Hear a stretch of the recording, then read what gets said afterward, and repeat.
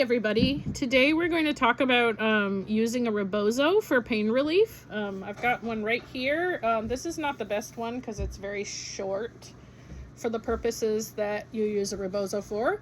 But for the purposes of this video, we're going to use this as a demonstration and talk about some of the things you can do. A rebozo is a traditional Mexican shawl. But they're much more than a shawl. They were used for many, many purposes, and some people say they are a woman's best friend. And they've also been called the cloth with a soul because they are used for so many things that they are kind of essential and are sometimes actually passed down from grandmother to mother to daughter or from midwife to midwife. So they are very crucial in the lives of Mexican women.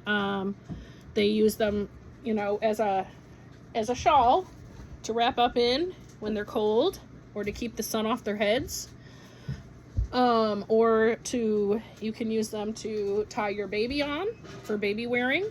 You use them for a blanket at night. You can use them for nursing your baby as a cover. You can use them for bundling up firewood or bringing groceries back from the market. And then you can also use them for many different things, pregnancy and birth related. So I love the rebozo because it is such a very simple tool. It doesn't require any, electricity or additional, batteries or anything. It's just a piece of cloth. So you can use it literally anywhere. And people say it's very helpful. And actually there's studies out there. One of them was a Danish study that compared two groups of women that one of them used a rebozo during their labor and one did not. And not surprisingly, the group that did use the rebozos during their labor reported a lot less pain, and they actually even had a little bit shorter and easier births.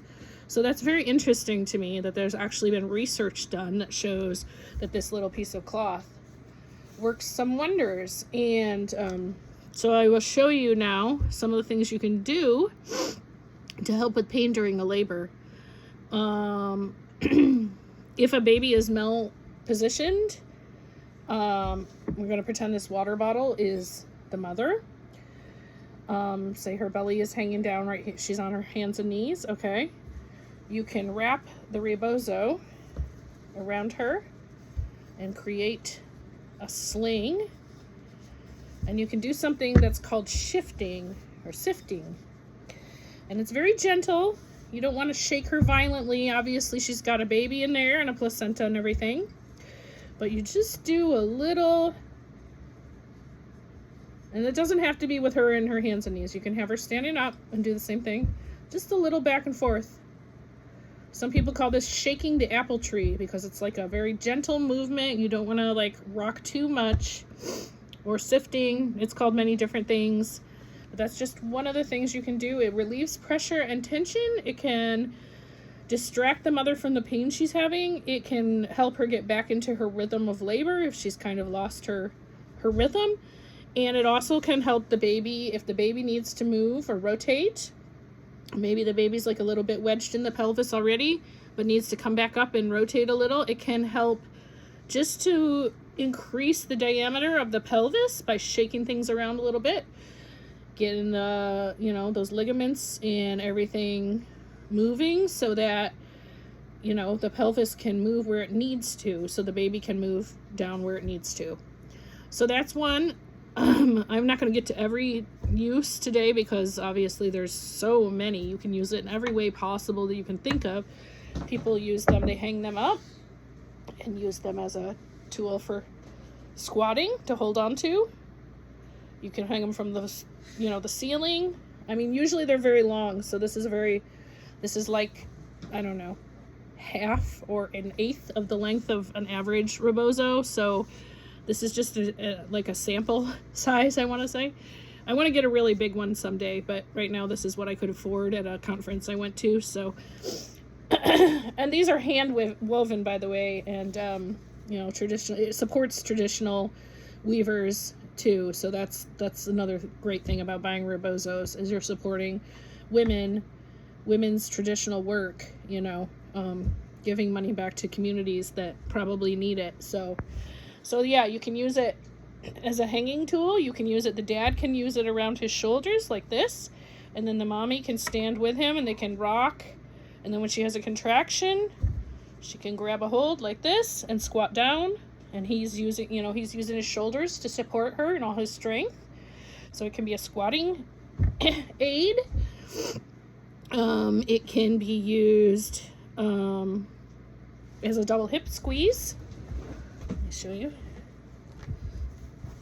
You can put it around her hips in a variety of ways.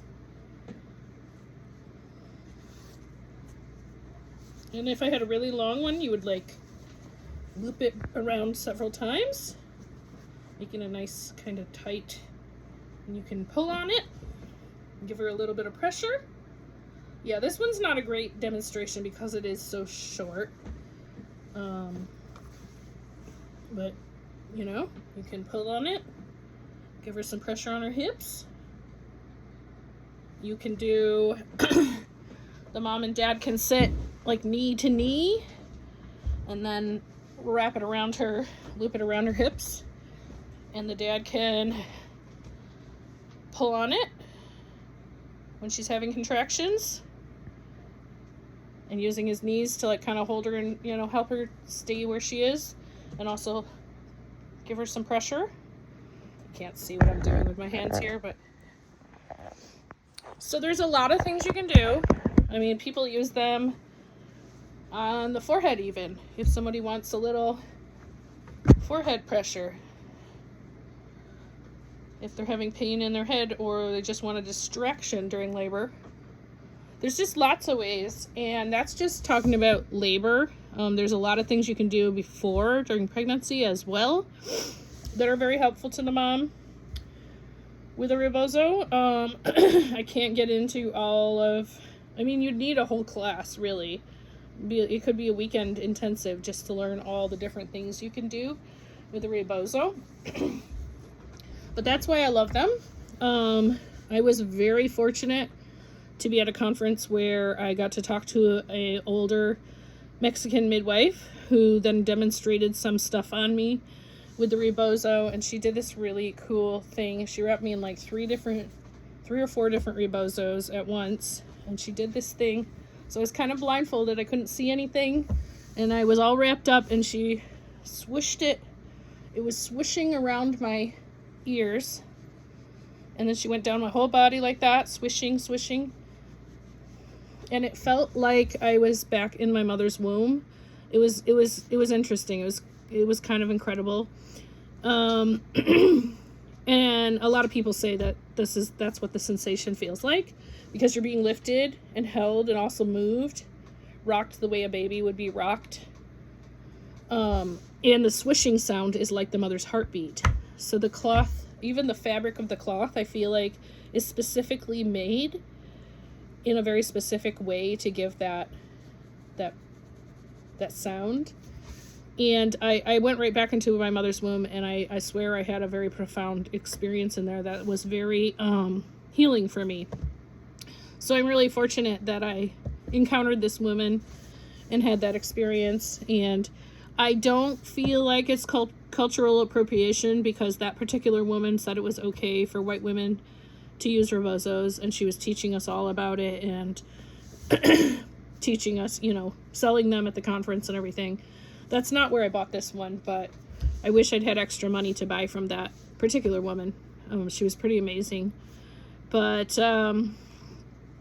yeah, so Mexican midwives have been using them for probably as long as weaving has been a thing in Mexico. And yeah, the beautiful thing is it's just so incredibly simple and such a powerful tool. And I was looking all over the internet, and every website that talked about rebozos was talking about the evidence that women report easier labors, faster labors, and more comfortable labors, and there's no downside to it. There's no negative side effect that they could find. Obviously, it's just a piece of cloth, and you don't have to have the special piece of cloth.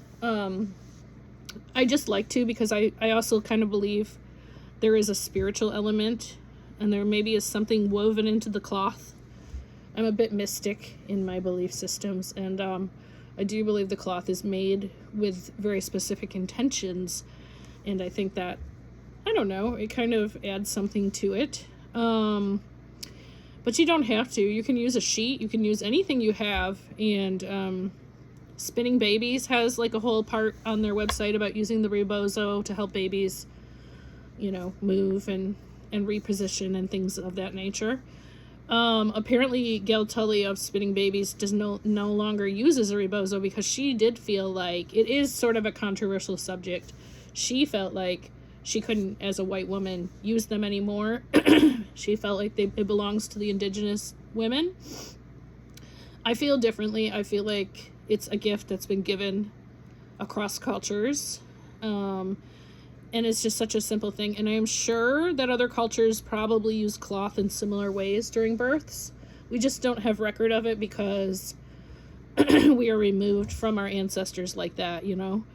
So I don't think it's appropriation to use it. I think it is a gift and a blessing. And I always mention that, you know, it was Mexican midwives that I learned about it from, and it's Mexican midwives that still, and Mexican women that still weave these rebozos. And so I try to use it with a lot of a lot of cultural sensitivity, and a lot of acknowledging where it comes from. And I think that makes it okay, but maybe I'm wrong. Yeah, that's it. That's your short lesson on rebozos. I hope you enjoyed this. And yeah, take one to the next birth you go to and try it. It's really a fascinating tool. Works really well and super